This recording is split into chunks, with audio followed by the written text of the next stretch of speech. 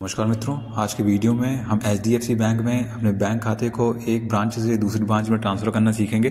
तो चलिए वीडियो को शुरू करते हैं। पहले आपको सर्च टैब में सर्च करना है HDFC बैंक ई सर्विसेज। तो आप इस वाले पेज पे आ जाएंगे तो सबसे ऊपर आपको लाल बॉक्स के अंदर लिंक दिखाई दे रहा होगा HDFC बैंक सर्विसेज ऑनलाइन। तो आपको इसमें क्लिक कर देना है। बाद फिर आप यहाँ पे अगले वाले पेज पे आ जाएंगे तो आपको पेज को नीचे स्क्रॉल डाउन करते हुए आएंगे तो आपको बाईं ओर दिखाई देगा अकाउंट ट्रांसफर का यहाँ पे सेक्शन। तो आपको दाईं ओर दिखाई दे रहा होगा लाल बॉक्स के अंदर ट्रांसफर अकाउंट का विकल्प। तो आपको उसमें क्लिक कर देना है। फिर आप यहाँ पे अगले पेज पे जाएंगे तो आपको नीचे की ओर दिखाई देगा यहाँ पे नीले रंग से लेट्स बिगिन का बटन लाल एरो दर्शाया जा रहा है। तो आपको उसमें क्लिक कर देना है। फिर आप यहाँ पे अगले पेज में आएंगे तो पहला विकल्प आपको दिखाई देगा रजिस्टर्ड मोबाइल नंबर का। तो आपके बैंक अकाउंट में जो मोबाइल नंबर रजिस्टर्ड है आपको वो नंबर यहाँ पे अंकित करना है। उसके बाद आपको यहाँ पे वेरीफाई के लिए यहाँ पे 3 विकल्प दिखाई देंगे, डेट ऑफ बर्थ का, पैन का और कस्टमर आईडी का। तो हम यहाँ पे डेट ऑफ बर्थ वाले विकल्प चुन लेंगे।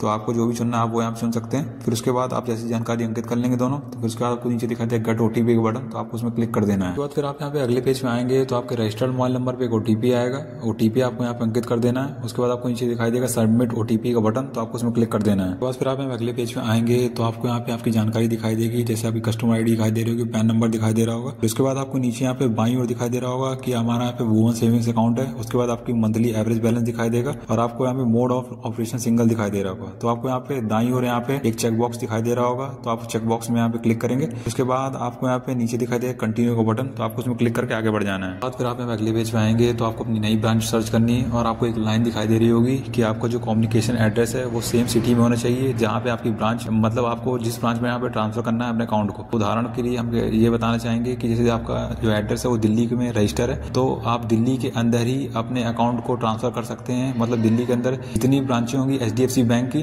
तो दिल्ली के अंदर ही आप किसी भी ब्रांच में यहाँ पे अपने अकाउंट को ट्रांसफर कर सकते हैं, दिल्ली से बाहर नहीं कर सकते हैं। तो इस बात का बिल्कुल ध्यान रखें। तो आपको यहाँ पे सर्च करना है और उस ब्रांच को सिलेक्ट करना है और जैसे सिलेक्ट कर लेंगे तो आपको नीचे दिखाई देगा कंफर्म का बटन। तो आपको उसमें क्लिक करके आगे बढ़ जाना है। बाद फिर आप अगले पेज पे आएंगे तो आपको मध्य में आपका कम्युनिकेशन एड्रेस दिखाई देगा। उसके बाद आपको नीचे की और बाईं ओर आपका जो नई ब्रांच है वो आपको दिखाई देगा। अगर आप ब्रांच को एडिट करना चाहते हैं, बदलना चाहते हैं, तो आपको नीचे दिखाई दे रहा होगा एडिट ब्रांच का विकल्प। आपको उसमें क्लिक करके ब्रांच को यहाँ पे चेंज कर सकते हैं। उसके बाद आपको दाईं ओर दिखाई दे रहा होगा रीजन फॉर अकाउंट ट्रांसफर। तो आपको 3 विकल्प दिखाई दे रहे होंगे। हमने पहला वाला विकल्प चुना है branch is liquidated near by. उसके बाद आपको दूसरा विकल्प दिखाई दे रहा हो कि रिलेशनशिप मैनेजर जो हमारा डिफरेंट ब्रांच है। उसके बाद तीसरा हमारा दिखाई दे रहा होगा service issue with current branch. तो आप तीनों में से कोई विकल्प चुन सकते हैं अपने अनुसार। तो हमने पहला वाला चुना है। उसके बाद आपको नीचे दिखाई देगा कंफर्म का बटन। तो हम उसमें क्लिक करेंगे और आगे बढ़ जाएंगे। बाद फिर आप अगले पेज पे आएंगे तो आप एक बार पूरी जानकारी यहाँ पे जांच लेंगे और आपकी यहाँ पे नई ब्रांच का यहाँ पे एड्रेस दिखाई देगा। उसके बाद आपकी जो करंट ब्रांच है जहाँ पे आपका अकाउंट पहले से है वो भी आपको दाईं ओर दिखाई दे रहा होगा। फिर उसके बाद आप पेज को नीचे स्क्रॉल डाउन करेंगे और एक बार जानकारी नीचे भी जांच लेंगे जो भी है। फिर उसके बाद आपको नीचे दिखाई देगा कंफर्म का बटन। तो आप उसमें क्लिक करेंगे और आगे बढ़ जाएंगे। उसके बाद फिर आप अगले पेज पे आएंगे तो आपको वेरिफिकेशन के लिए 2 विकल्प दिखाई देंगे, एक डेबिट कार्ड का और दूसरा नेट बैंकिंग का। तो अगर आप डेबिट कार्ड करेंगे तो आपको